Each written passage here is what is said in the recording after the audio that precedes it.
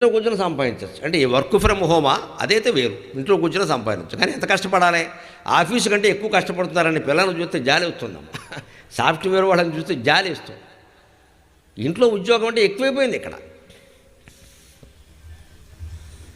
ఆఫీసులోనూ ఇంట్లోనూ పనిచేసే ఆడవాళ్ళు చూడండి ఎంత ఇబ్బంది పడతారో, రెండు రకాలను. అప్పుడు మొత్తం అందరూ అలాగే పడుతున్నారు ఇవాళ. పైగా ఇంట్లో కూర్చోవడం ఎలా అవుతుంది, ఏదో ఒకటి తినాలని అనిపిస్తూ ఉంటుంది మాట పడి. దానివల్ల స్విగ్గీ జొమాటో నొక్కో. మన జనవరి 1 నాడు ఒక్క స్విగ్గీ కంపెనీకే 9,000 ఆర్డర్లు వచ్చాడు. వాడే నయం. ఈ విషయం నాకు ప్రవచనాలు మొదలుపెట్టకుండా తెలిస్తే అందులో చేరేవాడిని. ఎందుకు వచ్చిన గొడవ ఇదంతా? ఒక్కరోజు 9,000 ఆర్డర్లు అంటే అందరూ మానేశారు ఇంట్లో వంటలు. ఇంకా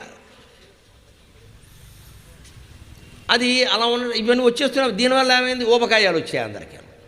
కూర్చొని తింటున్నారు, కూర్చొని చోటు నుంచి కదలట్లేదు. అక్కడే కాఫీ, అక్కడే అన్నం. పిల్లాడు ఏడుస్తూ ఉంటే వాడిని ఇక్కడ